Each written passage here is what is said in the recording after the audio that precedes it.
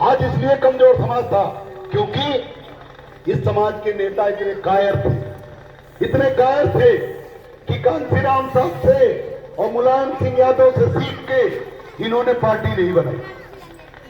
कांसीराम साहब ने 30-35 साल पहले बसपा बनाई और ऐसे समाज को मजबूत किया जिस समाज को लोग चारपाई पे नहीं बैठने देते थे, कमजोर था, अच्छा असहाय था, उसको इतना उतना अपमानित किया गया। उस समाज को कितना अपमान दिया गया कि हमारे गुरु घंटाल हिंदू समाज के, जो हिंदू समाज के गुरु घंटाल, उन्होंने हमें क्या सिखाया बचपन में?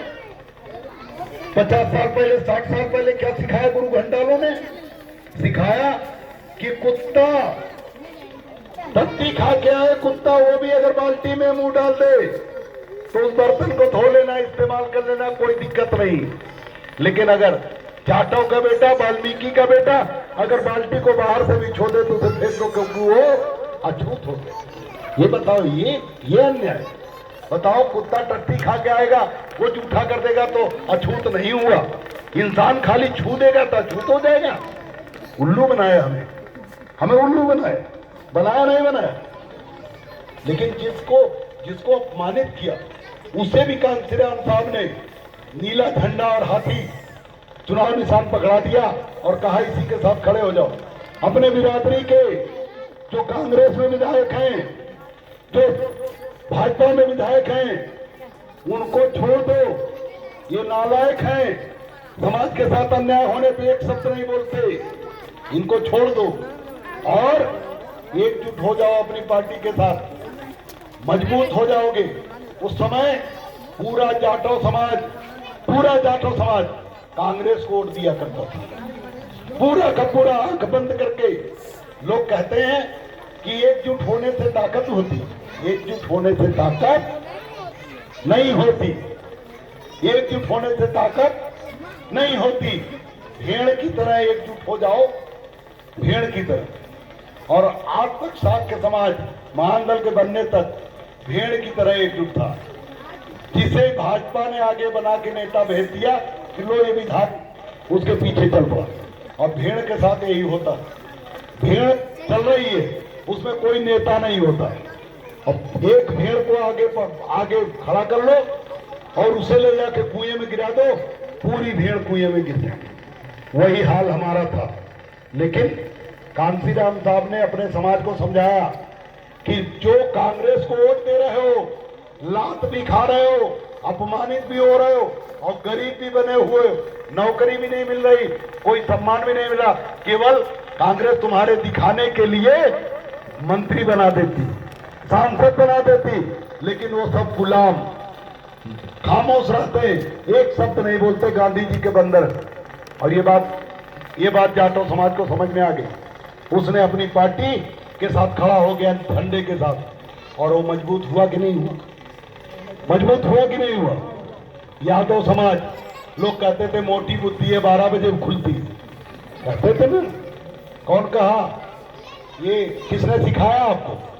गुरु घंटालों ने सिखाया, क्योंकि वो ताकत उससे फटती थी गुरु घंटालों की, इसलिए उसे बेइज्जत करते थे कि 12 बजे बुद्धि खुलती है यादवों की। नहीं, उसकी बुद्धि खुल गई। जैसे यादव जी, मुलायम सिंह यादव जी जैसे खड़े हुए, वैसे वो एकजुट हो गया और अपने झंडे के साथ चल पड़ा। और आज वो इतना मजबूत हो गया कि दूसरों को भी डराने लगा, दूसरों को भी पीटने लगा, दूसरों को भी लूटने लगा, दूसरों के साथ अन्याय करने लगा।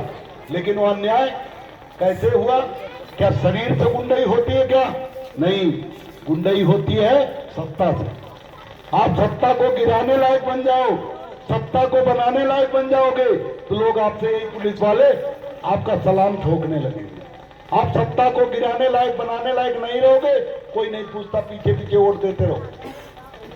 लोग कहते हैं एकजुट हो जाओ, विकास हो जाएगा। आप बताओ, 2017 में पूरा का पूरा उत्तर प्रदेश का शाक्य समाज, शाक्य सैनिक कुशवाहा मौर्य समाज केशव प्रसाद मौर्य को मुख्यमंत्री बनाने के लिए वोट दिया कि नहीं दिया? एकजुट हुआ कि नहीं हुआ? तो क्या मिला? क्या मिला? करमवीर को चाकू मारा गया, शीला मौर्य को तिवारी लोगों ने टुकड़े टुकड़े काट दिया, यही मिला।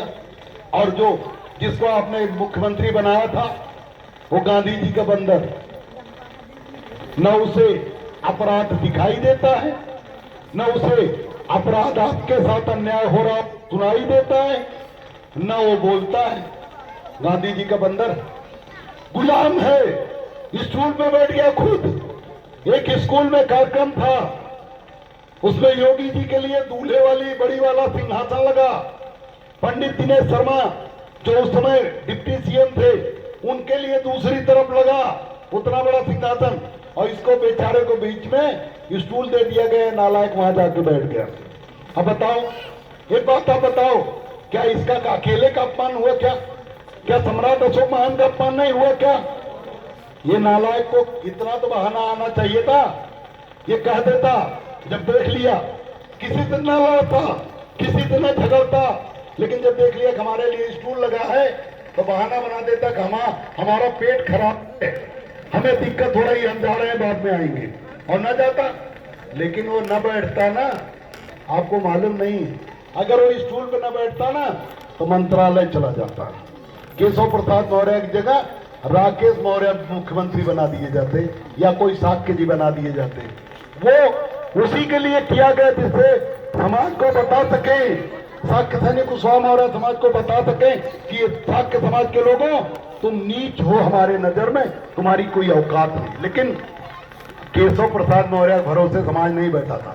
केशव प्रसाद महान दल केशव देव मौर्य के सहारे खड़ा हुआ, महान दल के सहारे हुआ। ठीक है, आपको बहकाया गया, आपको फुसलाया गया। मैंने अभी आते ही गांव में कहा कि जितना मैं सबसे सौभाग्यशाली नेता हूं, मैं सबसे भाग्यशाली नेता हूं।